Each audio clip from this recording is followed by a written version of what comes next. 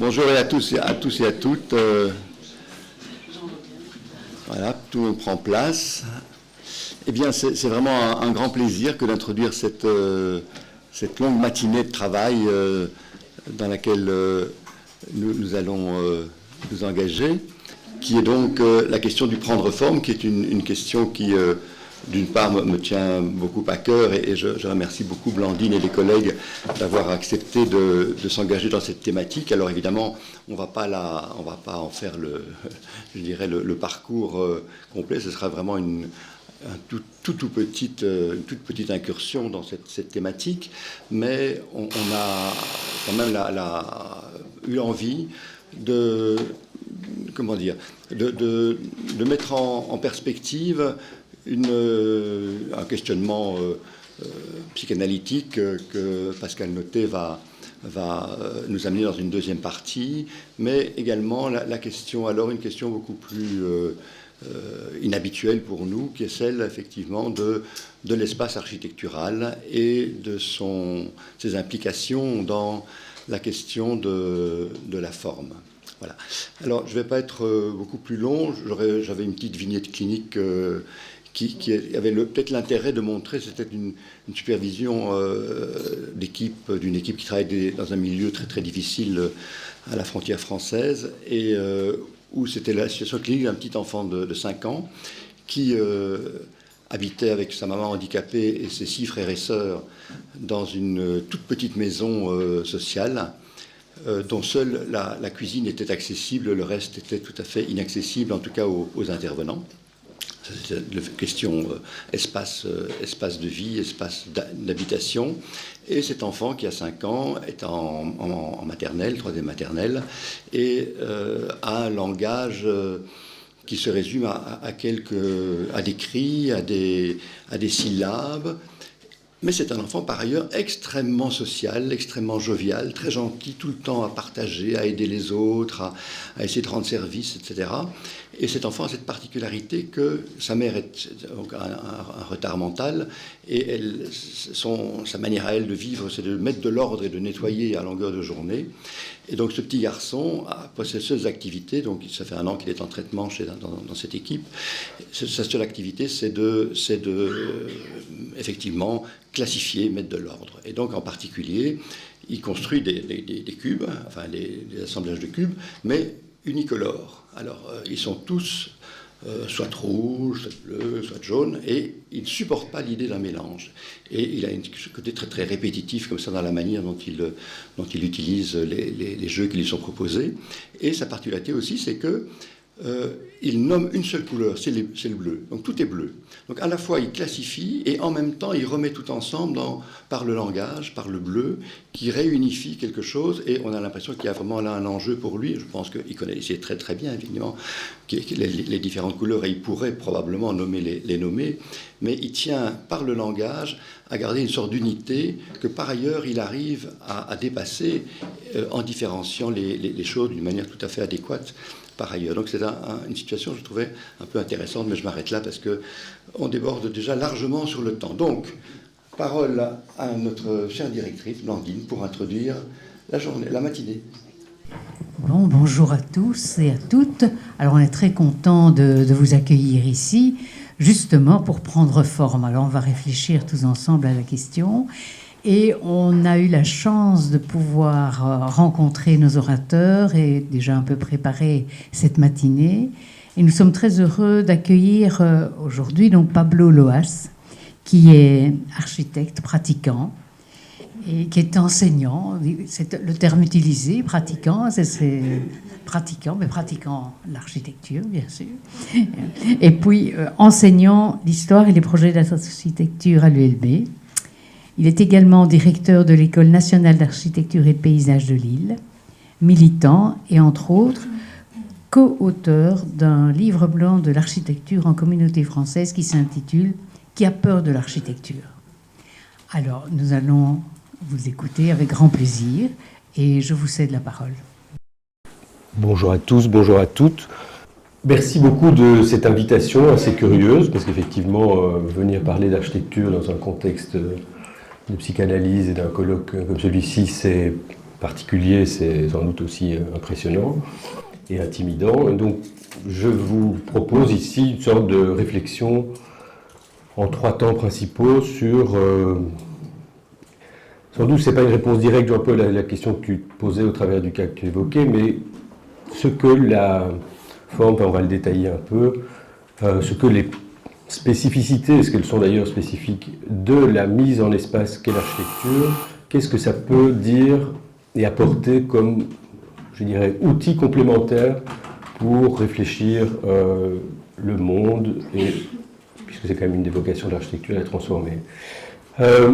Quand on m'a donné le titre générique du colloque « Prendre forme », j'aurais voulu, et je ne l'ai pas fait parce que, c'est ça en partie que je vais expliquer, le rapport à la forme chez les architectes est lui-même assez compliqué, problématique, et donc j'aurais voulu, sans doute spontanément, donner comme titre, moi, à mon petit exposé, celui de « Donner forme », mais ça m'a semblé trop facile, trop simple, trop... Comme quoi il faut se méfier de aussi ces impressions et des premières impressions. Et donc j'ai finalement basculé ça en de la forme qui était sans doute plus, je sais pas, plus générale, peut-être plus ambitieux. Et donc bon, je n'ai sans doute pas les moyens de tenir l'ambition que je vous avais faite dans le programme. Qui, cet exposé, devait, essayera quand même, de montrer comment la conception spatiale peut aider, à côté de la parole, de l'écrit, et tous ces outils que j'imagine, vous les psychanalystes, utilisez particulièrement, va, cette conception spatiale, aider à voir, à dire, à connaître, à comprendre, à penser, à transformer le monde. En fait, j'ai l'impression, mais c'est très intuitif, c'est pas du tout étayé, que l'exercice d'architecture, donc pas l'architecture à construire, mais la réflexion architecturale, cette réflexion qui s'incarne dans une spatialité, elle mobilise finalement beaucoup de choses. Si je dois bouger quelque chose sur la technique, vous le dites, hein, et donc, par ces outils, par ces éléments et par la manière d'assembler les éléments, je crois que l'architecture peut être inspirante pour, je vous dis, réfléchir, comprendre, connaître, voir, transformer le monde. Et une des particularités de l'architecture, c'est évidemment qu'elle mobilise, qu'elle suscite, elle fait danser ensemble corps et esprit, et celui à la fois du concepteur et des récepteurs, des gens qui reçoivent ça. Que ce soit une architecture construite ou pas, il y a une sorte de dialogue là, présumé entre l'architecte qui pense quelque chose qui va être réalisé et l'usage que les gens pourront en faire. Et usage, c'est un terme un peu réducteur, mais bon, les usages que les gens pourront en faire. C'est ça le thème. Alors, dans les petites recherches que j'avais faites, je trouvais cette définition de l'architecture d'Henri Faucillon dans La vie des formes assez chouette, qui est donc l'étude la plus attentive du milieu le plus homogène, le faisceau de circonstances le plus étroitement serré, ne nous donne pas le dessin des tours de l'an. L'architecture engendre des conditions nouvelles pour la vie historique, pour la vie sociale, pour la vie morale. Elle est créatrice de milieux imprévisibles, elle satisfait des besoins, elle en propage d'autres, elle invente un monde. C'est ça aussi qui est passionnant avec l'architecture, c'est que vous avez beau imaginer une finalité X, vous êtes toujours presque pris en défaut, il y a comme ça une sorte de risque et d'incertitude qui est à la fois flippante et grisante. L'exposé, c'est 3 parties, donc la forme de la forme, dont on va parler, la peur de la forme, et donc je vous dis, les architectes, pour une série de raisons que je vais vous identifier là, ont eux-mêmes assez peur de la forme depuis, en tout cas, le XXe siècle et la modernité architecturale. Et puis, je vous parlerai de 2 cas. J'ai pris cette référence à des cas parce que la manière de conduire un projet d'architecture, c'est vraiment un cas. Et donc 2 cas que je vous expliquerai un peu par le détail, de manière assez factuelle, mais donc peut-être que vous pourrez m'aider à mieux comprendre comment tout ça se constitue. La forme de la forme, et j'ai intitulé, parce qu'il y a deux parties, la première et la dernière, qui sont une référence aussi à votre travail de plier, déplier, c'est que vous allez voir, l'architecture, c'est par même son outil principal, le plan, ou ses outils principaux, plan, coupe, élévation, c'est une manière de plier, déplier la réalité. Et que, je dirai après. Le fait même, et quand on s'est vu pour la préparation de cette matinée, le fait même de choisir un exposé avec un programme PowerPoint, avec des images, c'est déjà presque tout un monde et tout un monde de différence avec l'exposé qui suivra, qui est un texte sans images. Et donc l'usage et l'importance des images pour les architectes est probablement aussi quelque chose d'intéressant, je trouve, problématique, parce que voilà, entre la superficialité des images aujourd'hui et l'apprivoisement qu'on doit avoir de ces images, il y a tout un travail qui est nécessaire, et donc l'analyser, le reconnaître, c'est quand même quelque chose d'important. Et donc le format dans lequel on fait les choses, et là moi un exposé passant par un PowerPoint, c'est quand même déjà tout un programme. Quand il s'agit de dire de plier, déplier, je vous ai pris ici une illustration d'une très petite pièce assez extraordinaire qui se trouve dans la Villa Noailles de Mallet-Stevens à Hyères, et dans lequel il y a une pièce qui était consacrée à la confection des bouquets.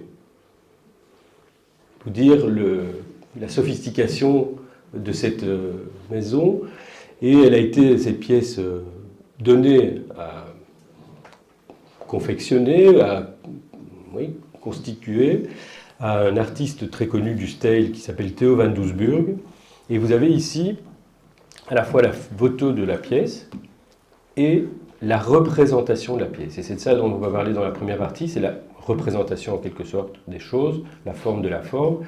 Et là, vous avez donc un déplié, vous avez le plan, et puis vous avez chacune des façades intérieures de cette pièce qui est mise dans une manière très particulière que personne jamais presque ne concevra, ne vivra, mais qui est une manière pour l'auteur de mieux, je dirais à la fois maîtriser et mieux déconstruire cette pièce qui est, vous voyez, un simple rectangle, vous avez le plan, vous avez les quatre façades intérieures, et le jeu du style qui est de casser cette boîte avec ses formes obliques, eh bien, il est permis en quelque sorte par ce système de déploiement de ce que la pièce pouvait être et peut-être quand vous la visitez, quand vous la voyez avant.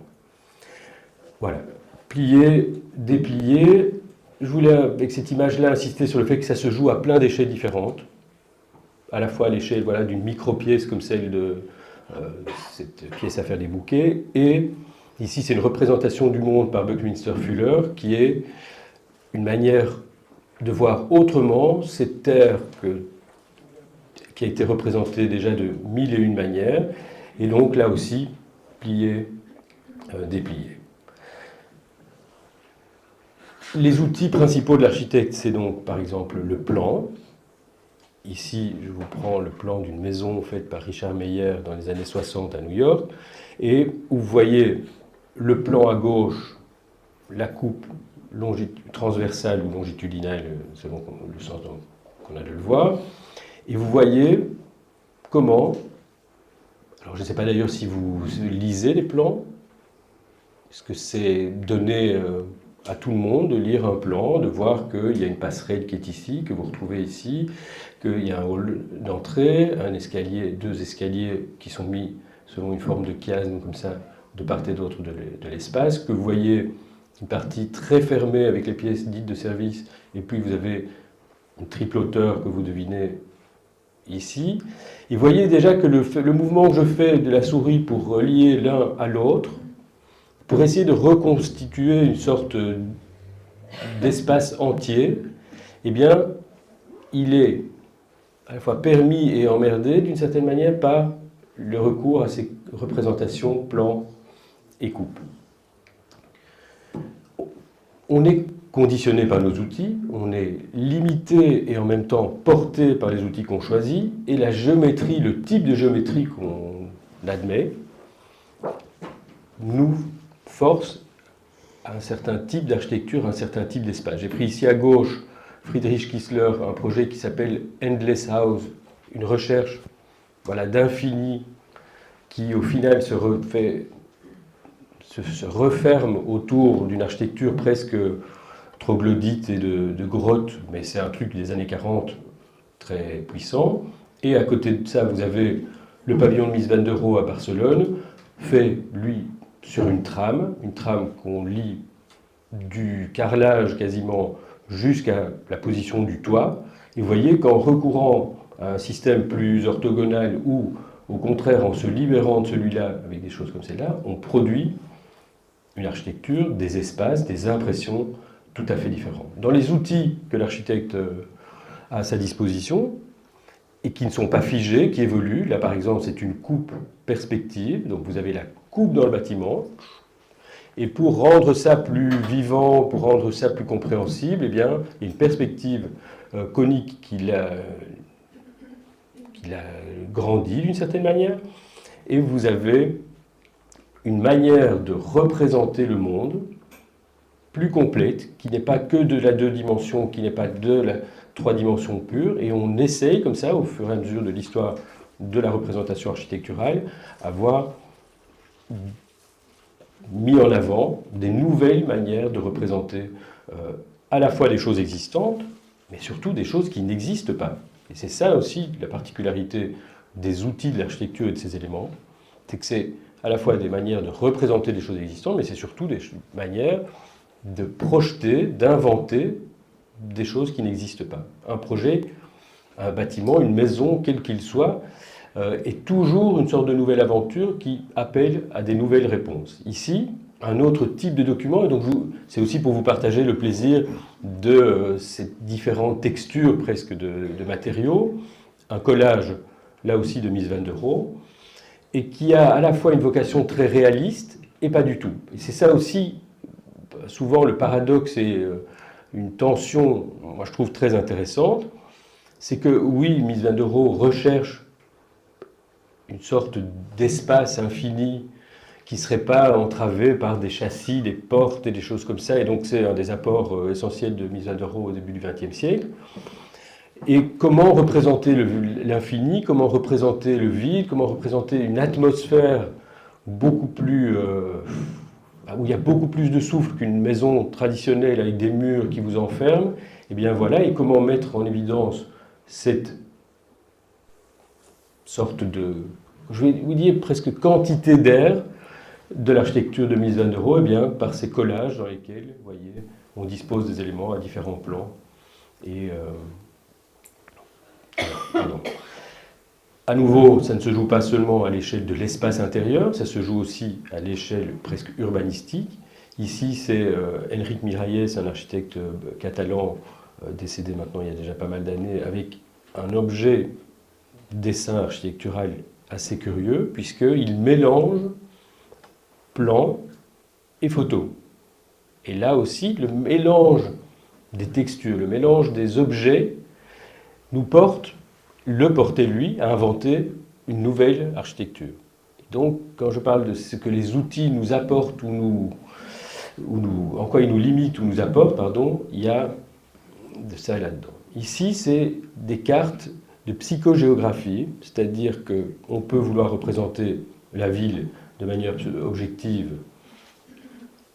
et on utilise des cartes de l'Institut géographique national, et encore, est-ce que c'est objectif? Et puis, là, on demande à des gens de représenter leur ville. J'avais toujours été frappé qu'on avait fait cet exercice avec des expatriés japonais, et on leur demandait de représenter leur Bruxelles.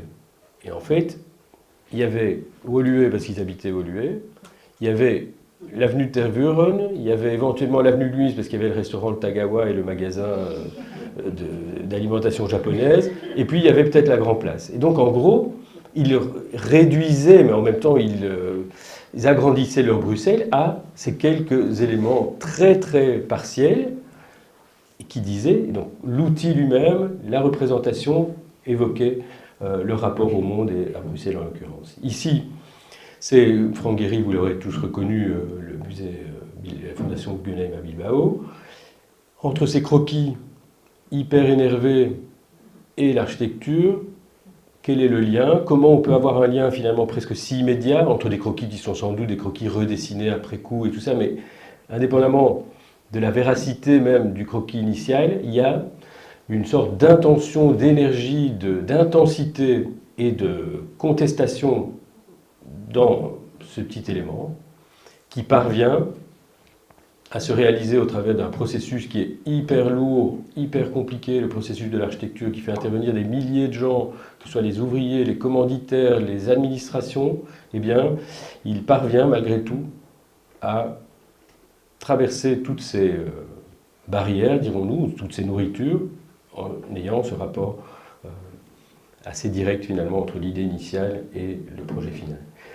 Dans un tout autre registre, ici c'est Peter Eisenman, un architecte américain aussi, fin des années 60, qui prétend qu'il y a une sorte de mécanique géométrique qui peut être mise à l'œuvre et qui nous dédouane, nous les architectes par exemple, d'intégrer la question de la fonctionnalité. Donc, alors que le XXe siècle a été déterminé par le modernisme et par quand même le recours et l'obligation de satisfaire des questions fonctionnelles, eh bien, Peter Eisenman, dans les années 60, dit « ça c'était bullshit, moi je vous démontre qu'il y a une sorte d'autonomie disciplinaire de l'architecture qui fait que la géométrie, puisque c'est la géométrie qui est l'architecture, elle peut se passer de ces trivialités d'un escalier, une colonne, une poutre et des choses comme ça. Et donc il y a une sorte de mécanique géométrique qu'il met en place qui crée son architecture. Dans la même veine, Daniel Libeskind, quelques années après, dans les années 80, et qui, dans ses dessins qui s'appellent des micro-mégas, à la fois mélange des échelles complètement différentes et aussi ne prétend plus représenter vraiment l'architecture. Il a une sorte là aussi de volonté de ce que le dessin s'autonomise, que l'architecture non plus n'est de compte à rendre à pas grand-chose, et il le fait, au travers de ces dessins si particuliers.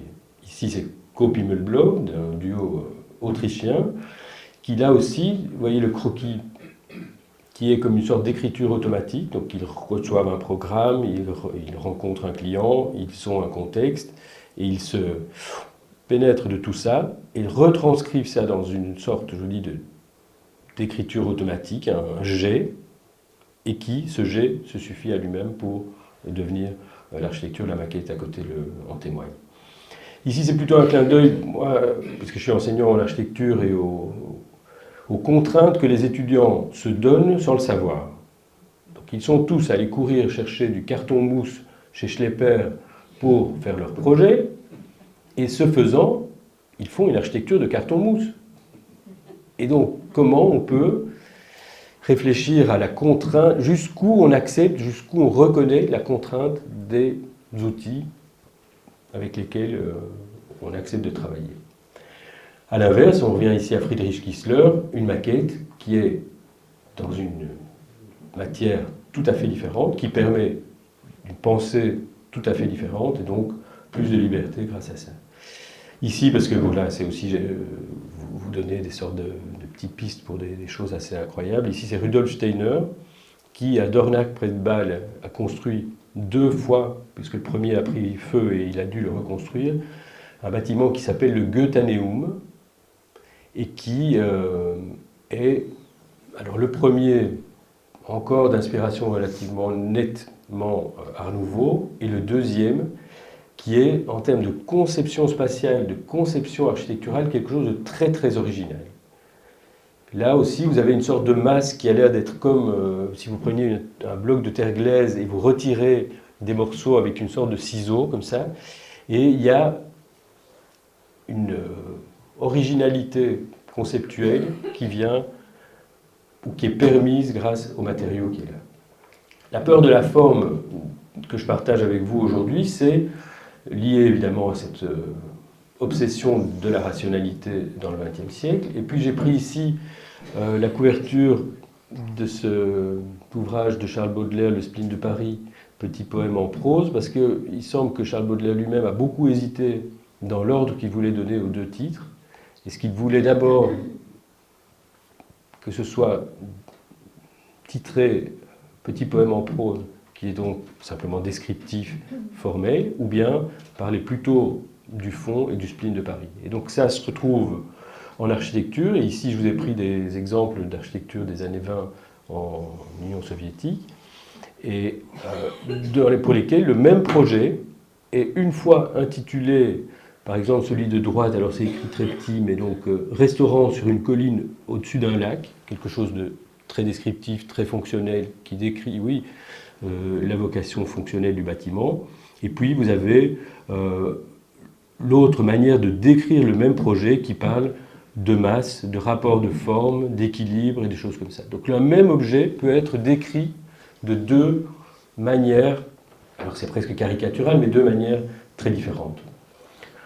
Tout le monde n'a pas peur de la forme, et ici c'est un architecte, designer allemand qui s'appelait, il est mort, Luigi Colani, qui, dans un magazine automobile, prenait le risque, et c'est vraiment un risque, moi je trouve assez chouette, parce que c'est à la fois léger et profond, de faire des critiques esthétiques des bagnoles.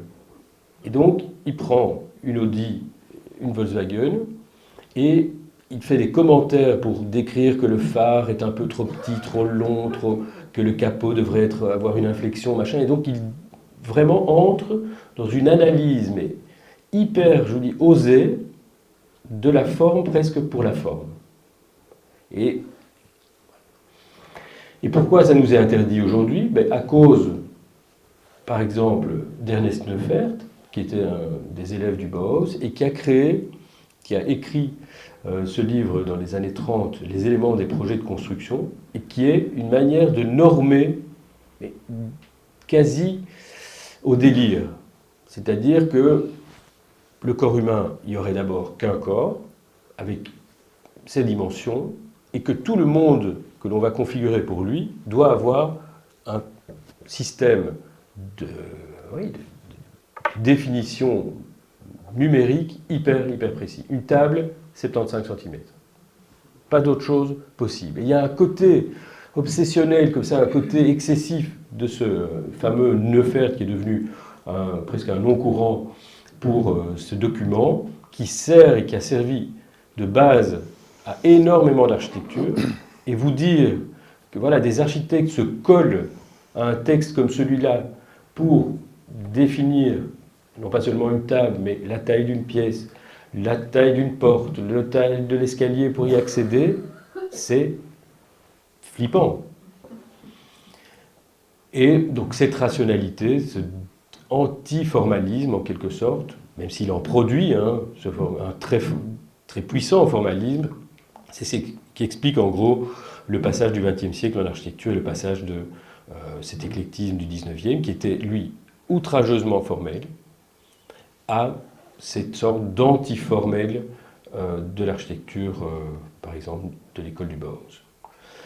La constitution de la forme, donc là je vais entrer dans quelque chose de plus personnel, entre guillemets. J'ai combien de temps encore, qui est le gardien du temps, pour voir à quel rythme je passe ça. Mais donc, je voudrais juste ici, j'ai pris délibérément un des projets sur lesquels on travaille pour l'instant, pour ne pas avoir à chercher midi à 14h, et parce que bon, il est assez représentatif de toute une série de choses que je veux évoquer avec vous. Combien de temps tu... 20 minutes. Ok. Et donc, projet banal, d'une certaine manière, mais toujours exceptionnel. Un client vous appelle et vous demande de transformer, en l'occurrence là c'est une transformation d'une maison. Ça c'est la maison traditionnelle bruxelloise. La maison, elle nous est décrite en ces quelques termes-là, que vous connaissez tous. PEB, des éléments très techniques qui sont différentes manières de décrire un même objet, une maison. On a la chance de retrouver des plans d'archives, la maison telle qu'elle a été conçue, voulue au moment où elle a été construite autour de 1907, et là encore, avec une graphie particulière, et d'ailleurs qui dit beaucoup sur l'évolution, je ne sais pas moi, légistique, urbanistique à Bruxelles. À l'époque, pour faire un permis, il fallait des plans dans lesquels on décrit à peine la manière dont sont constitués les planchers, c'est très sommaire en fait.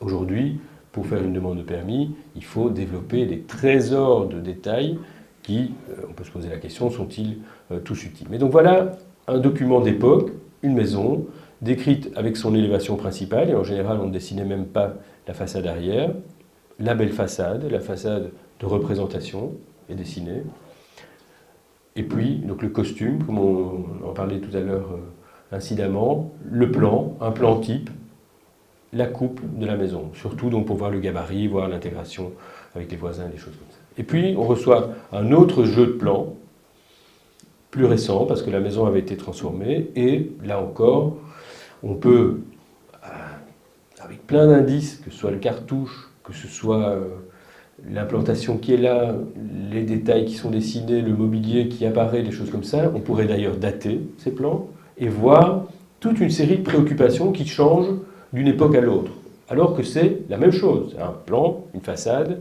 une coupe, mais ça démontre des attentes différentes de chacune des époques. On voit les clients, on a une discussion sur la manière qu'ils ont de considérer leur vie, leur manière de vivre, leur rapport au patrimoine, leur rapport... c'est des gens qui ont par exemple beaucoup voyagé, qui ont habité à Washington, ils se souviennent d'une maison à Washington qui a telle caractéristique, c'est un escalier, c'est des niveaux, et puis ils ont vécu au Liban, et donc là ils ont une autre réminiscence architecturale qui les intéresse, et donc ça c'est une description de la maison existante et de leur intention de la changer en texte. On fait une description de cette rencontre, de ce moment, de leur tri finalement déjà de tout ce qu'ils ont vécu d'architecture dans une note comme celle-là. Et puis, on doit, nous, transformer ça en autre chose que des mots. Partant aussi d'un objet existant, dont ici on a souligné quelques caractéristiques, donc il y a une volumétrie, il y a des règles urbanistiques, il y a un état du bâti, il y a la PEB, enfin énormément de facteurs différents qu'il faut à un moment intégrer. Et pour se tester, parce que voilà, il y a architecture et architecture, on fait souvent un travail de référence. Qu'est-ce qu'on va choisir, que ce soit d'ailleurs dans notre pratique ou dans la pratique des autres, pour, là encore, et là c'est plutôt après qu'eux aient fait part d'une série d'intentions, entre autres architecturales, mais pas qu'architecturales, à notre tour, en quelque sorte, de faire part d'une série d'intentions architecturales et probablement non plus pas qu'architecturales.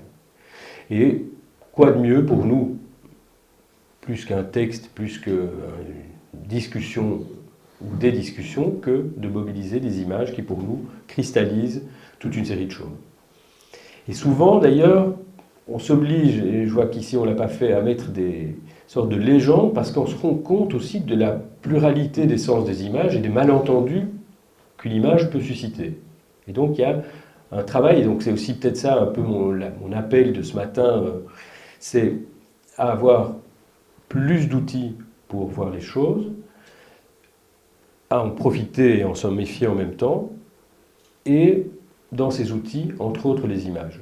Je pense que, en plus aujourd'hui, à l'heure où on brasse et on surbrasse des images, quelle que soit notre discipline, les images me semblent être quelque chose de puissant, pour autant qu'on veuille bien en discuter, en débattre, et que on ne soit pas non plus sur cette sorte de réserve que beaucoup adoptent aujourd'hui, qui est de dire, face à cette profusion d'images qui, soi-disant, produit de la superficialité, moi je me mets en retrait. Ça, j'y crois pas du tout. Moi, je crois qu'il faut vraiment entrer dans le bain de ces images, et que, à les analyser, à les discuter, on va plus loin et plus vite qu'avec, par exemple, le texte, la voix et des choses comme ça. Voilà un peu le sens du plaidoyer. Donc, des référents, et vous voyez que là aussi, les références elles-mêmes sont plein de choses différentes. C'est des croquis qu'on a fait, des croquis qu'on fait, des croquis que d'autres ont fait, des photos, des dessins. Et il y a une richesse aujourd'hui, je dis toujours ça à mes étudiants, la chance qu'on a d'être dans un monde où la production et la qualité des images sont absolument inouïes. Et donc ici, voilà, d'autres modes de représentation de l'architecture. Alors je ne sais pas s'il faut zoomer, mais vous voyez, perspective dessinée comme une forme de BD, là nouveau une coupe perspective. On ne va pas entrer là-dedans, mais chaque fois, ça dit des choses du même objet et de tout ce que chacun y projette, les clients et nous, très différentes. Plan, à nouveau pas détaillé, coupe. Autre type de perspective, là encore vous voyez qu'on aborde l'objet sur plein, à la fois de l'intérieur et de l'extérieur, ça je pense c'est aussi quelque chose d'intéressant. Comment on peut être dedans et dehors d'un même objet. Et ça vaut pour un bâtiment comme ça vaut pour nous, enfin pour plein de choses différentes. Donc là je pense qu'il y a aussi peut-être une sorte d'intuition que je vous soumets pour voir à quel point l'architecture, ses représentations et tout ça peuvent nous aider. Donc vous voyez, je ne vais pas détailler, mais je voulais vous montrer la variété des trucs. Et puis, m'est venu aussi en préparant la référence à vraiment une figure importante de l'architecture du XXe siècle qui s'appelle Robert Venturi et qui a écrit un livre dont le titre en français, alors peut-être vous intéressera particulièrement de l'ambiguïté en architecture, mais qui s'appelait en anglais Complexity and Contradiction in Architecture, qui est à mon avis plus fort et plus intéressant. Et j'ai pris un extrait pour vous parler aussi, il n'y a pas que la graphisme dans l'architecture, il y a aussi le texte. Et je voulais souligner ici la manière dont il a de parler de la maison qu'il a faite pour sa mère. Donc c'est sa petite maison qui est un manifeste architectural, un manifeste du postmodernisme, puisque Robert Venturi invente en quelque sorte le postmodernisme en architecture. Et j'ai pris juste un petit passage où il parle de la cheminée et de l'escalier qui se trouvent au milieu du plan. Donc, petite maison, on entre par là, le salon est ici, et je vais juste lire ça. Une adaptation d'un genre plus violent apparaît à l'intérieur du noyau central lui-même. Deux éléments verticaux, la cheminée et l'escalier, se disputent la position centrale. Ces deux éléments, l'un essentiellement plein, l'autre essentiellement vide, arrivent à un compromis en ce qui concerne la forme et la position. C'est-à-dire qu'ils s'infléchissent l'un vers l'autre pour créer une unité à partir du double noyau central qu'ils constituent. D'un côté, le foyer est déformé et déplacé légèrement vers l'avant, et de même pour la cheminée d'un autre côté, l'escalier se rétrécit brusquement et change de direction à cause de la cheminée. Je trouve que cette évocation d'une sorte de combat entre une cheminée et un escalier est vraiment superbe, aussi parce que voilà, l'architecture est plus que l'alignement d'un escalier et d'une cheminée. C'est une alchimie, je prends souvent l'image d'une sorte de puzzle, qui a en plus l'avantage ou la difficulté que quand un puzzle, vous mettez des pièces ensemble, à un moment ça match. L'architecture, c'est quand vous mettez les pièces ensemble, elles commencent à changer de forme chacune.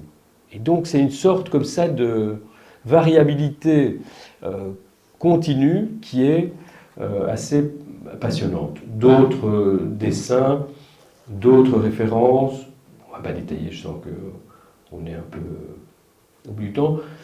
On parle aussi du projet, du même objet, l'architecture, celle qu'on rêve, celle qu'on projette, celle qui est aussi la synthèse de toute une vie pour les clients et pour nous d'une certaine manière.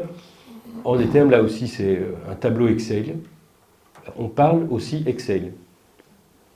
Qu'est-ce que ça veut dire? Comment on fait pour sérier? Qu'est-ce qu'on dit dans un cadre? Qu'est-ce qu'on dit dans un autre? Quand on décrit un projet, par exemple, pour l'urbanisme, ou quand on décrit le même projet pour un concours d'architecture, on ne dit pas la même chose. Quand on s'adresse aux clients, quand on s'adresse à un jury, on ne dit pas la même chose. On n'utilise pas les mêmes termes et on ne met pas l'accent sur les mêmes choses. Donc, c'est important, je trouve, et intéressant de naviguer dans tout ça. Et ici, ça c'est encore plus le travail à l'œuvre, où, et ça tient entre autres aussi à la constitution même du bureau et la manière qu'on a de travailler, c'est que moi je travaille à distance avec mes collaborateurs, et donc on a une sorte de jeu comme ça où on annote, modifie. Alors, je ne vais pas décrire les termes dans lesquels on parle, mais on parle de l'architecture en des termes très particuliers, à la fois graphiquement et dans le vocabulaire qu'on utilise pour dire mais ça, cet escalier, il n'est pas au bon endroit, il n'est pas assez fluide, il ne donne pas la lumière qu'il était attendu d'avoir, et des choses comme celle-là. Et donc c'est simplement, voilà, vous aussi vous montrez un peu la nervosité et l'intérieur de la fabrique d'un projet d'architecture où, à nouveau, vous voyez, on mélange des vues par exemple en plan et des vues en élévation.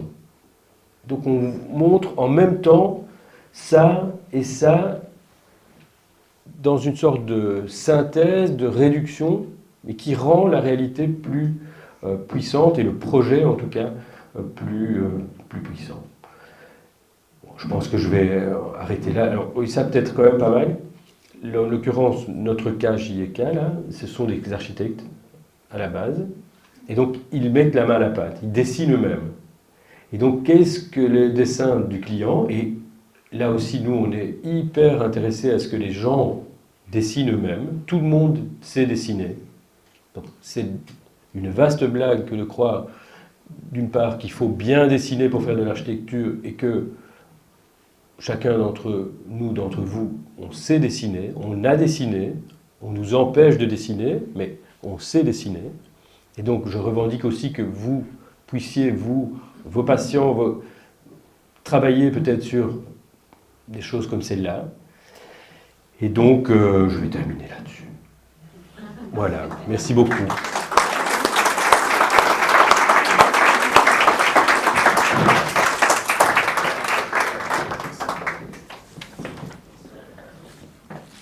Merci beaucoup Pablo Loas pour cette mise en forme architecturale, mais qui nous inspire beaucoup.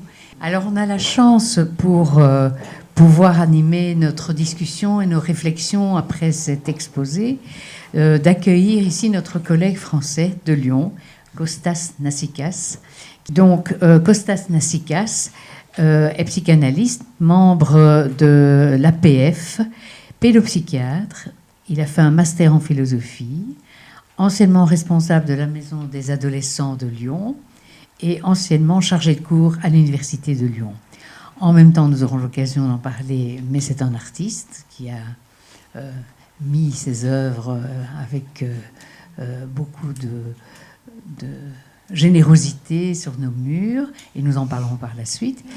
Et en même temps, il a accepté de se prêter au jeu, un peu de voltige, d'intervenir comme ça, suite aux différents exposés. Alors, il a aussi déposé quelques livres de sa production sur une table là-bas, que vous pourrez consulter ou acheter. Voilà, je vous cède la parole. Alors, bonjour à tous. Et d'abord, mes remerciements à mes collègues belges de m'inviter dans cette manifestation qui est quand même originale. C'est pas tellement côté France, côté Grèce, d'où je viens, qui on mélange comme ça des différentes approches, comme là aujourd'hui, architecture, philosophie, etc. Donc c'est une grande ouverture que j'apprécie beaucoup. Alors, sur le plan donc du sujet que vous abordez, vous avez commencé par Faucillon, Henri Faucillon, qui est lyonnais, ou qui était lyonnais, bien sûr, il n'est pas là, et qui était l'enseignement principal que faisait mon prof de philo, Henri Maldinet, qui a travaillé beaucoup sur le design, sur le trélat, et dans le cours d'esthétique, il analysait beaucoup les œuvres. Il avait un monde qui suivait ce cours. J'étais bien sûr son élève. Et il analysait beaucoup les œuvres, non pas comment on le voit ou qu'est-ce qu'on ressent, mais qui on est dedans. Vous voyez, c'est d'être dedans, dans l'œuvre. Et du coup, la vue et la perception changent quand on s'imagine être dans l'œuvre. Alors, Et donc, dans cette époque, donc, effectivement, j'ai fait aussi un travail pour lui, enfin, pour le présenter dans son cours, qui s'appelait Espace vécu, espace du vécu. C'est l'espace vécu tel que nous est donné, mais tel que on le transforme pour y vivre. Ce lien avec le corps que vous avez fait allusion. Faucillon n'en parle pas beaucoup de ces questions avec le corps. En référence presque à c'était Maldiné qui parlait que la première conception de la maison, c'est revenu de primitifs qui se trouvaient dans la pluie et ils mettaient leurs mains comme ça au-dessus de la tête pour se protéger, et c'était la première conception d'un toit. Vous voyez cette relation avec le corps à la base, en quelque sorte, de l'architecture. Alors, après, bien sûr, ce que vous dites, et vous avez aussi cité Faucillon, c'est une réflexion architecturale qui est une philosophie sur le monde de deux manières. À la fois la manière forme, sculpture dans les espaces, qui fait des coupures dans le temps, parce qu'on voit bien que la technique ou le style gothique n'est pas le même que les sculptures ou les cultures ou les colonnes ioniennes, doriques, etc. Vous voyez cette coupure dans le temps énorme qui répondent à quoi? À une philosophie du temps, à une philosophie de la vie. Et bien sûr, ces sculptures dans l'espace, c'est vraiment la question qui est adressée à l'architecture. Qu'est-ce qu'elle en fait? Comment elle le fait? Influencée, bien sûr, par tout le passé. Parce qu'elle ne vient pas comme ça à partir de rien. On va même jusqu'à dire que le gothique serait quand même un prolongement des pyramides, vu de l'extérieur, bien sûr, pas à l'intérieur. Vous voyez cette sorte de coupure dans le temps, mais qui se répète après, transformée dans la sculpture de l'espace, de l'extérieur, avec d'autres dimensions également, dans cette philosophie qui imprègne la réflexion architecturale sans même qu'elle soit consciente tout le temps. On dit par exemple que la dimension verticale, elle est liée au sacré. Donc les cathédrales, etc., de l'Occident sont énormes par rapport aux temples hindous, où ils sont tout petits, on caresse Bouddha, etc. Vous voyez cette relation avec l'invisible. Et je vous disais tout à l'heure, je crois, que je le disais à quelqu'un, l'église, la chapelle qui a fait Le Corbusier à la Tourette, où il n'y a pas de fenêtre, et puis la lumière vient par des puits de lumière à l'intérieur, d'en haut. Donc c'est une question de la lumière qui vient du vertical. Peut-être Viollet-le-Duc avec la flèche sur Notre-Dame à Paris, etc. Cette présence du divin sous la forme verticale, alors que la forme horizontale serait plutôt la dimension humaine. La combinaison des deux.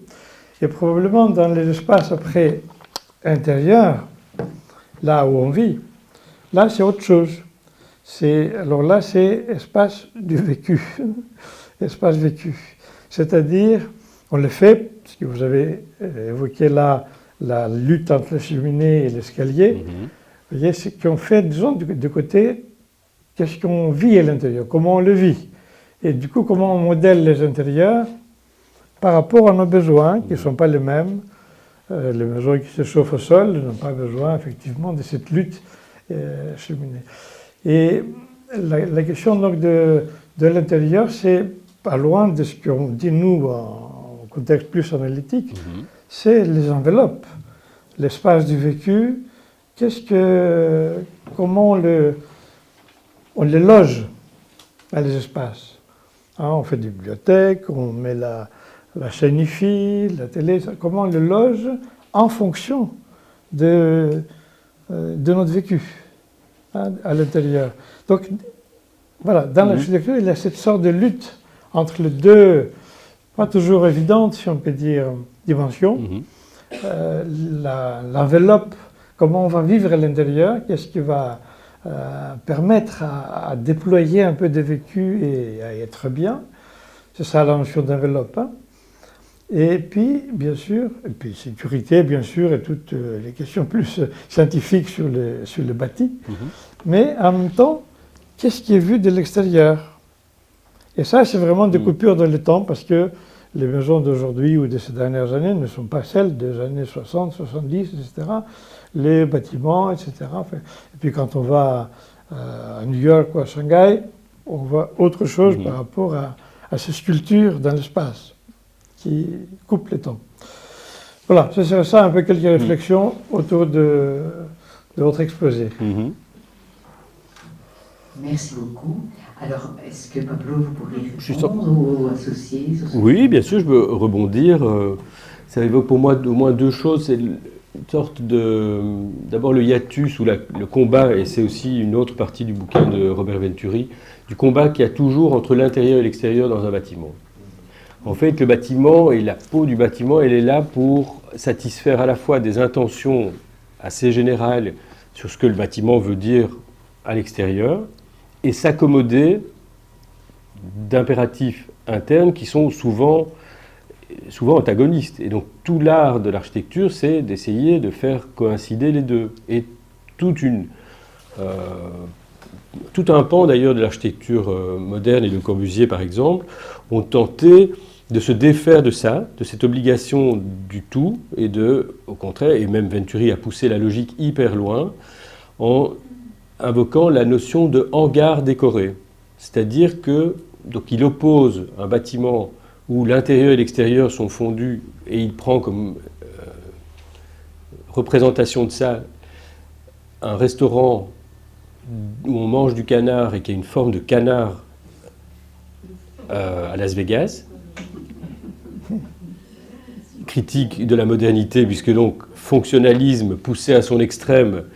Si tu as un restaurant où on mange du canard, il y a pourquoi pas raison que, pour exprimer sa fonction, il ressemble à un canard. Et il oppose à ça, parce qu'il estime que, entre autres, les impératifs techniques sont tellement compliqués aujourd'hui, et peut-être, mais là j'anticipe sur ce qui viendra après, une sorte de nécessité d'indifférenciation de l'architecture pour qu'elle puisse servir à plein de trucs différents. Je reviendrai sur... C'était le deuxième aspect que je voulais évoquer. Et donc lui, il oppose à ce canard le hangar décoré, c'est-à-dire que le hangar satisfait les besoins internes en quelque sorte du bâtiment, et on applique à ça une décoration, et il tire cet enseignement de l'analyse qu'il fait de Las Vegas, donc du strip de Las Vegas. Donc à Las Vegas, vous avez la rue...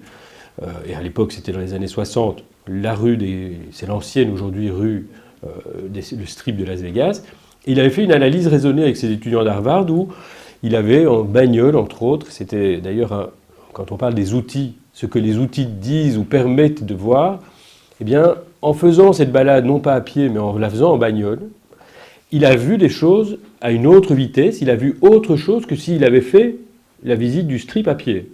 Et donc, posant une caméra sur sa voiture, il a vu à la fois plus et moins de choses qu'en faisant la visite comme on l'aurait fait avant, en faisant des petits croquis et compagnie. Et donc, il voit, et il analyse de manière systématique tous les casinos, et il voit là derrière apparaître cette théorie alors c'est pour lui donc l'enseignement de Las Vegas, le bouquin, c'est un des deuxième bouquin de Robert Venturi, et sous-titre la symbolique oubliée de la forme architecturale. Et ça, c'est aussi dans les années 60, enfin le livre paraît en 72, mais cette étude est faite avant.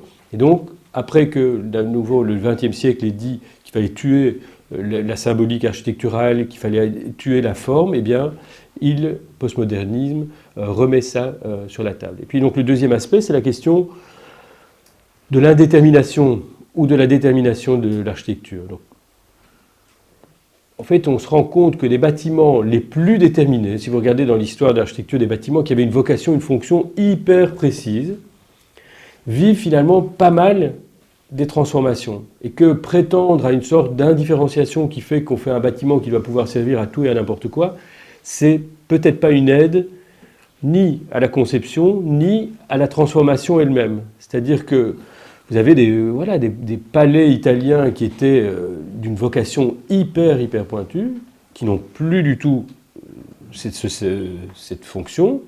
Eh bien, on parvient à les transformer très bien, alors que leur fonction initiale contraignait très fort l'espace. Donc la taille des pièces, la manière dont les pièces étaient mises les unes par rapport aux autres, et donc une question là quand même fondamentale pour l'architecture de différenciation, indifférenciation, et peut-être pour revenir à la question de l'intérieur et l'extérieur, qui est vraiment un des enjeux principaux d'un projet architectural. Je ne sais pas si je réponds. Merci beaucoup. Alors, nous allons passer la parole à la salle. Donc, les questions peuvent venir. Voilà. Alors, je vous demanderai de vous présenter, juste dire votre nom et vos qualités, peut-être. Voilà. Ici, c'est Arlette Lecoq, qui est notre collègue. Voilà. Arlette Lecoq, je suis la secrétaire scientifique de la société. Et donc, merci beaucoup. Merci pour les ouvertures que vous nous amenez. Et alors, j'ai deux petites choses à dire. J'ai été très sensible à la constitution de la forme, ce que vous en avez dit, et comme on est là pour dialoguer entre architecture et psychanalyse, je me disais que les coupes, les schémas, alors beaucoup d'aspects visuels évidemment chez vous, les angles de vue, les maquettes, l'extérieur, l'intérieur, enfin tout cela fait qu'on voit se complexifier au fur et à mesure et de façon processuelle la construction proposée. Et je me dis que nous avons, nous, d'une façon peut-être différente, mais aussi dans le travail analytique, on découvre aussi par le transfert, par ce qui est intrapsychique, par ce qui est traumatique, par ce qui est interrelationnel, petit à petit, ça prend diverses facettes, diverses formes, et on voit aussi la personne qui se représente au fur et à mesure différemment. Et je trouve que ces deux aspects-là, enfin, m'apparaissaient, et je trouvais ça assez intéressant. Le deuxième point, c'est peut-être par rapport à la notion d'enveloppe qui est évidemment, je dirais, évidente peut-être, à la fois pour le psychanalyste, mais sans doute pour l'architecte aussi. Et je pensais à une personne, je ne raconte pas très longuement, mais une personne qui est une dame sursaturée au niveau du fonctionnement cognitif, du fonctionnement, j'ai envie de dire plutôt plus mental que psychique presque. Et c'est une personne qui a des responsabilités extrêmement grandes, qu'elle assume avec beaucoup de succès, mais qui n'a aucun repos intérieur. Et c'est à un point tel qu'elle vient de quitter son compagnon, je pense essentiellement pour cette raison-là. Je crois qu'elle n'arrive pas à avoir une enveloppe dès qu'elle est en présence et dès qu'elle vit avec quelqu'un. Elle vient d'acheter une maison et ça fait 15 jours qu'elle est dans la maison. Eh bien, je vous assure, elle s'y attendait un petit peu. Elle est là maintenant, déposée dans sa maison, et son espace psychique est en train de s'ouvrir. Ça en est presque phénoménal. Voilà, je trouve que ça illustre un petit peu.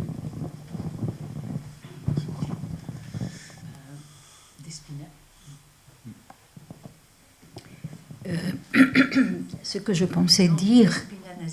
Ah oui, Despina Naziri, la belge de... Non, oh là là, la grecque de la Société belge de psychanalyse. C'est bien, hein, ça démarre bien. C'est beau aussi. Ah oui, j'aurais à méditer. Bon, alors, l'intervention d'Arlette, je pense que c'est dans la ligne directe de mon association. Ce que je voulais dire, c'est que je suis étonnée moi-même comment, c'est assez récent, j'ai remarqué que j'utilise la maison comme outil de travail avec mes patients.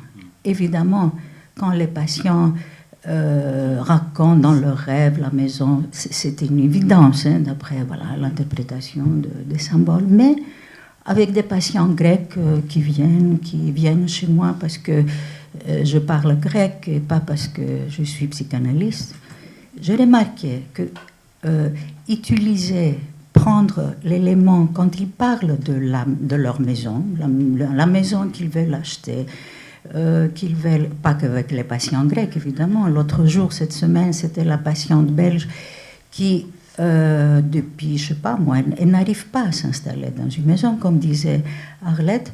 La maison de cœur, comme elle dit, c'est la maison de son ex-compagnon, dans laquelle elle aime bien vivre, mais qu'elle n'a voulu jamais acheter avec lui, hein, quand ils étaient ensemble. Et puis la maison qu'elle a héritée de sa mère, et ce va-et-vient tout le temps, bon bref. Alors, je trouve que c'est extrêmement heuristique d'expliquer un peu à mes patients, peut-être qu'ils sont... Non, je dirais même pas qu'ils sont étonnés. Quand je leur dis, écoutez, on va parler maintenant de leur maison, je donne une brève explication à quoi ça peut servir, et ils sont extrêmement intéressés, ils s'accrochent, et de là, on peut faire pas mal d'associations, parce que dans cet objectif, disons, de ma part, de faire le lien avec leur monde interne. Voilà. Merci Despina. Une autre question? Oui, Jacqueline. Oui, Jacqueline Godefroy. Jacqueline Godefroy, pardon. Une de nos collègues. J'ai envie de relancer, de mettre un peu d'explosif dans ce qui se passe ici et peut-être donner le point de vue du psychanalyste. Et je ne sais pas vous éclairer, mais peut-être vous donner un éclairage sur ce que vous pouvez, à certains moments, comment dire, gérer ou ne pas gérer. Vous avez raconté cette merveilleuse histoire de cet architecte qui construit pour sa mère s'il vous plaît, et qui construit, j'ai compris, un lieu où il y a, qui se rencontre, un escalier, un âtre, et qui se rentre dedans. Alors, moi, je reconnais que c'est le point de vue du psychanalyste. Alors, c'est ce que nous appelons une scène primitive. Et donc, simplement, je vous transmets l'idée que vous gérez à certains moments des explosifs inconscients, psychanalytiques, dans vos constructions architecturales. Merci pour votre exposé, c'était tout à fait passionnant. Merci Jacqueline. Alors, est-ce que je peux encore présenter une image Oui, sûrement. Pour répondre à cette question-là, parce qu'il y a des photos d'architecture. J'ai encore la main sur l'ordi. Attends, comment je peux... Est-ce que je peux encore juste projeter une image qui vaut vraiment de l'or et qui est une réponse, mais directe à ça? Est-ce que j'ai encore la main là-dessus? Vous la voyez? Celle-ci. Et c'est sa mère qui met dans l'axe. Donc c'est toute une digression. Donc je vous dis, c'est le postmodernisme. Et donc après qu'on ait voulu des maisons sans toit pendant 50 ans, on remet un toit. Il fait des références. Donc il fait des références à l'histoire de l'architecture en faisant que cette maison elle est à la fois petite et à la fois grande, qu'elle pète un peu plus haut que son cul. Enfin bon. Et toujours est-il que cette petite maison, une des photos les plus célèbres, c'est, puisque c'est la maison pour sa mère, c'est la maison, c'est la maman qui est mise dans l'axe. Et l'axe, et le retour de l'axe est vraiment un moment significatif dans cette histoire de l'architecture du XXe siècle. Et voilà Tipa qui vient mettre sa maman dans l'axe de la maison, après que les autres se soient battus là derrière. Donc voilà, bon, ça a pris un peu de temps, je suis désolé, mais je trouve que ça vaut la peine, c'est quand même un must. Merci beaucoup Pablo pour cet exposé. Alors, ce qui m'a étonné, c'est... alors, d'une part, tu défends beaucoup l'image, oui, mais la sensation. Et la sensation, notamment par rapport à la question de l'ambiance. Parce que la question de l'ambiance, elle me paraît, en architecture, quand même assez essentielle, et en même temps, c'est quelque chose qui n'est pas maîtrisable, qui est presque indéfinissable. Et donc, or, l'ambiance... Alors, je me dis, la maison qui est en transformation, quelle était l'ambiance dans cette maison? Parce que je pense qu'en la visitant, on sent quelque chose qui n'est pas de l'ordre de l'image, qui est d'un autre niveau, et que questionner les habitants, par exemple, par rapport à ce qu'on ressent de l'ambiance, peut être intéressant, j'imagine, par rapport aux transformations qu'on pense pouvoir apporter. Et je ferai le lien entre cette question de l'ambiance et la question de la transformabilité.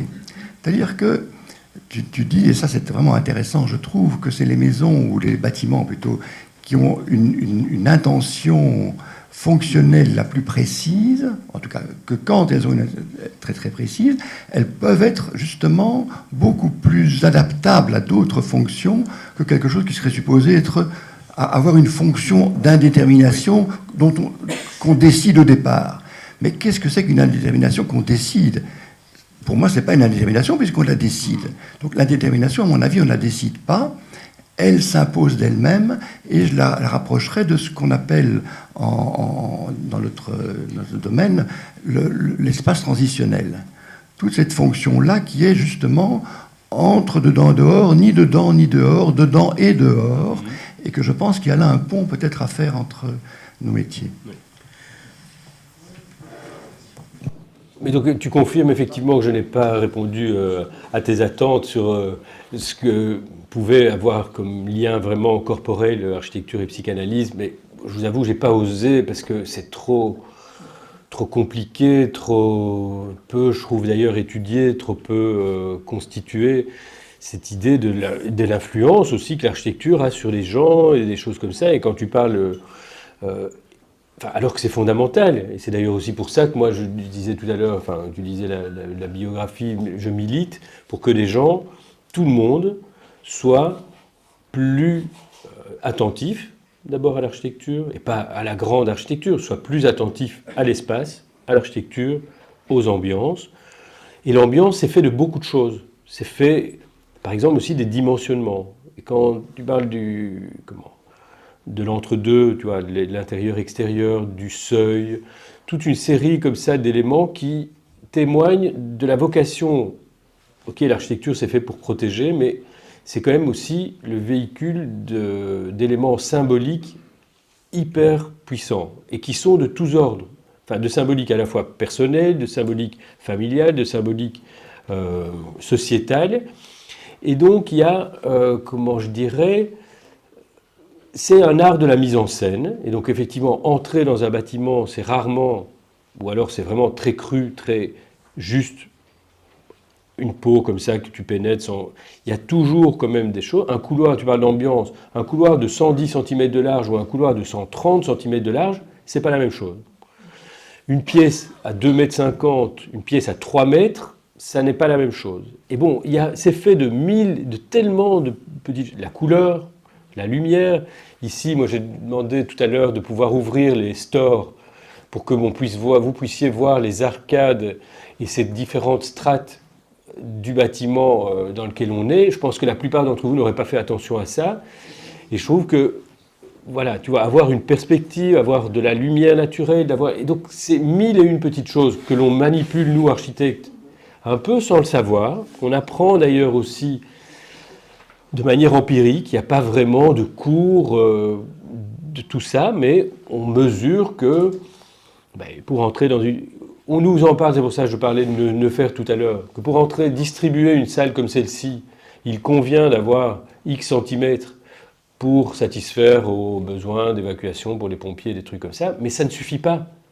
Ça ne suffit surtout pas. Et donc, par exemple, je pourrais critiquer le chambranle que vous avez là, la poignée, et tout ça participe de cette ambiance, de l'impression que les choses nous font, de la considération qu'on démontre à l'égard des autres. Et c'est ça aussi, je trouve, l'intérêt, l'importance que l'architecture doit avoir, et l'architecture et l'urbanisme, c'est que ça doit, et je ne comprends pas d'ailleurs comment les politiques ne se saisissent pas plus de ça, pour montrer, l'intérêt qu'on a les uns pour les autres, le soin qu'on apporte aux uns et aux autres. Considérer qu'un appartement, c'est uniquement 2 chambres dans 70 mètres carrés, que tu vois, il y a une sorte de surefficacité fonctionnelle ou comptable comme ça ne suffit pas. Et tant que les gens ne se mobilisent pas pour considérer que l'architecture est quelque chose d'important pour tout le monde, et pas que pour des gens qui ont du pognon, pour les bâtiments publics d'importance et des choses comme ça, eh bien, on ne changera pas l'attention que nous tous, et les gens qui nous représentent, et tout ce que vous voulez, apportent au cadre dans lequel, le cadre bâti dans lequel on vit, et qui détermine radicalement notre qualité de vie, notre plaisir, notre bonheur. Et c'est pas du fric, c'est juste faire un peu attention. Et donc c'est pour ça que j'ai pas du tout voulu explorer ou oser explorer cette question de l'influence que pourrait avoir l'architecture sur la psyché des gens. C'est inouï, mais c'est passionnant, et c'est tout le temps ça qu'on brasse, évidemment, oui. Merci beaucoup.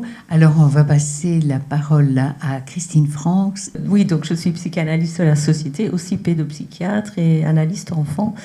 Et donc, d'abord, je vous remercie beaucoup pour votre exposé. Le plus qu'on vous écoute, le plus d'associations cliniques qu'on a. Et moi, je voulais intervenir pour les dessins d'enfants. Quand ils commencent à dessiner, ils se développent psychiquement, bien sûr, mais ils construisent aussi une vision, du monde, mais de leur corps. Et c'est la première fois que les enfants dessinent des maisons. C'est vraiment un visage, 2 yeux, la bouche. Et puis on fait attention à le toit, s'il y a une cheminée, s'il y a de la fumée qui sort, où est la porte, si la porte est fermée, etc. Et c'est dans un autre moment de développement qui s'intéresse à l'intérieur, qui commence à dessiner les rideaux et indiquer les différentes chambres. Donc c'est vraiment très passionnant de suivre ce développement dans des enfants en thérapie. Hein. Et donc là, je parle plutôt de développement normal, mais on peut avoir beaucoup... on peut voir comment ça ne fonctionne pas ou ça ne se développe pas.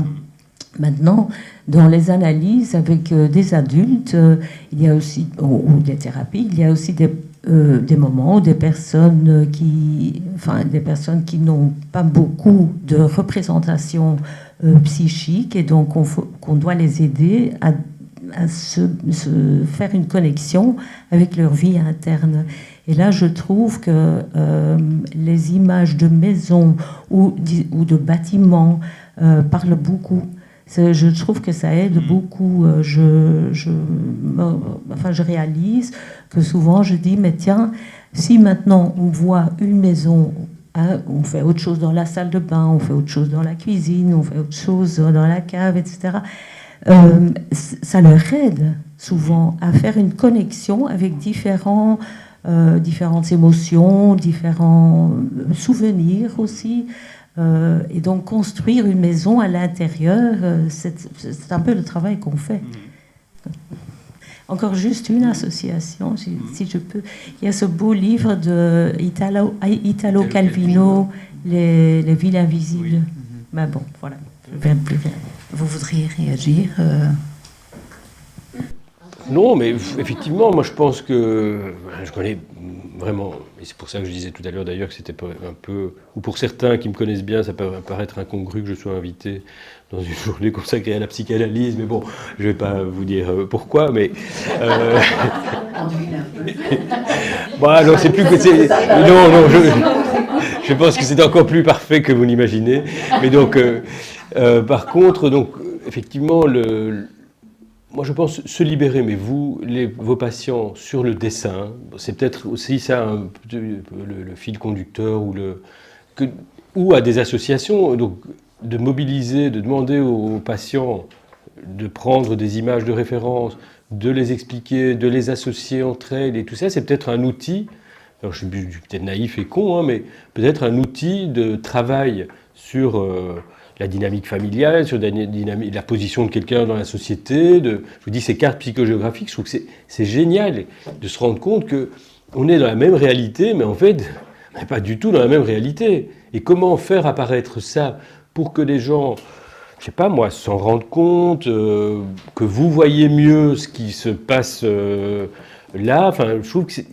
Mais bon, peut-être que vous le faites déjà, et peut-être que c'est une question...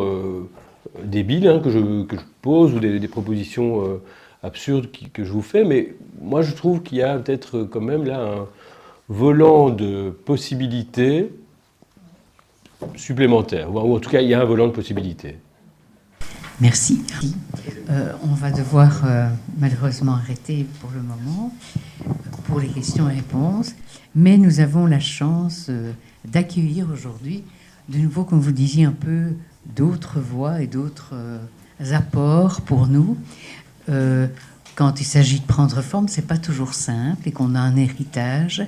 On a la chance d'accueillir aujourd'hui une slameur belge, au style, je cite comment elle se décrit, burlesque, tragique, mais avant tout cathartique, qui aborde les thèmes du féminisme, des droits LGBTQIA+, des traumas intergénérationnels et de la santé mentale. Alors, Clémence Enflamme, je vous cède la parole, et elle va nous présenter Héritage.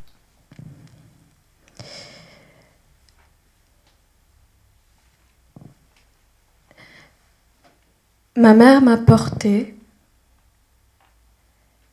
et moi je porte les pleurs de l'univers.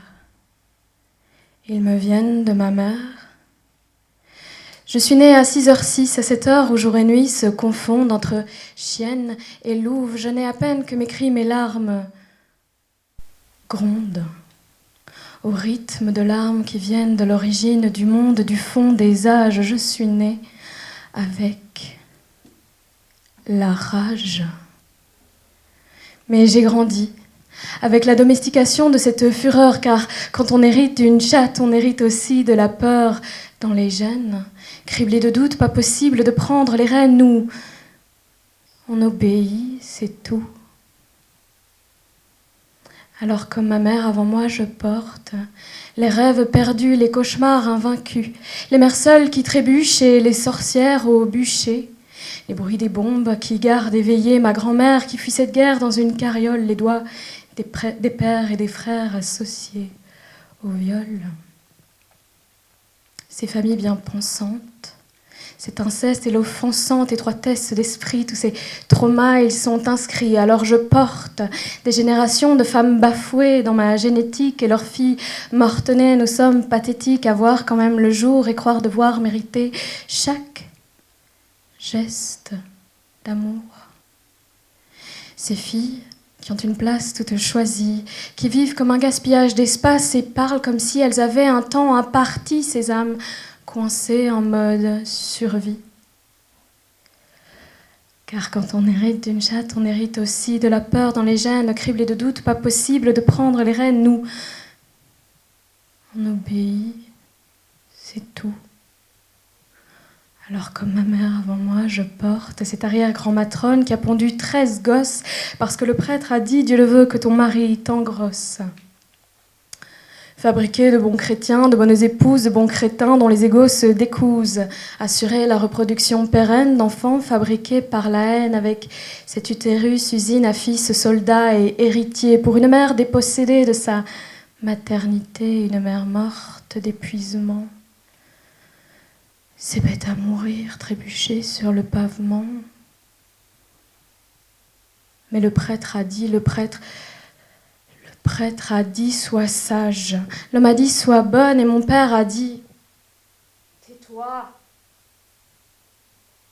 Alors je porte dans un silence de morte les cauchemars, les maris qui violent, les bombes, le temps imparti, boum, l'explosion, les gosses maudits, le doute, la survie, et puis 13 générations de femmes coincées dans les veines, 13 générations de reines coincées dans la gorge et la rage qui me tape les tempes. Faut pas que je commence à pleurer.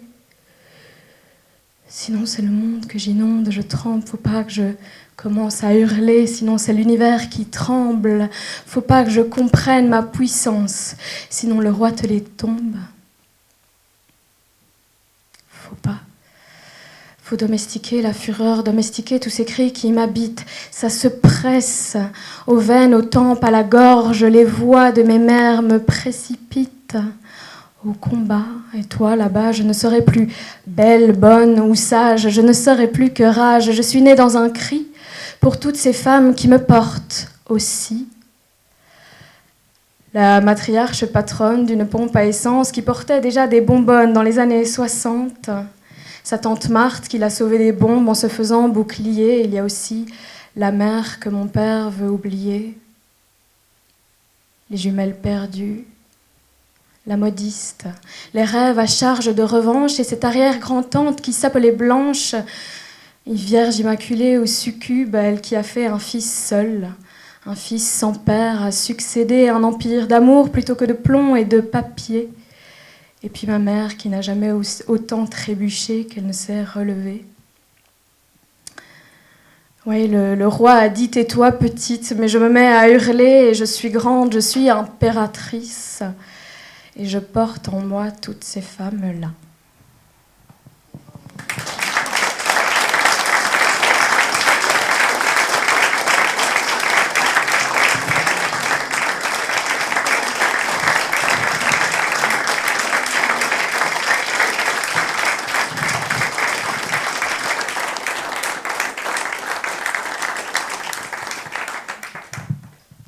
Merci beaucoup. Alors, nous allons interrompre maintenant et nous reprenons. Vous avez de quoi prendre un petit café pour un peu partager aussi tout ce qui vient de se passer. Et nous reprenons à 11h.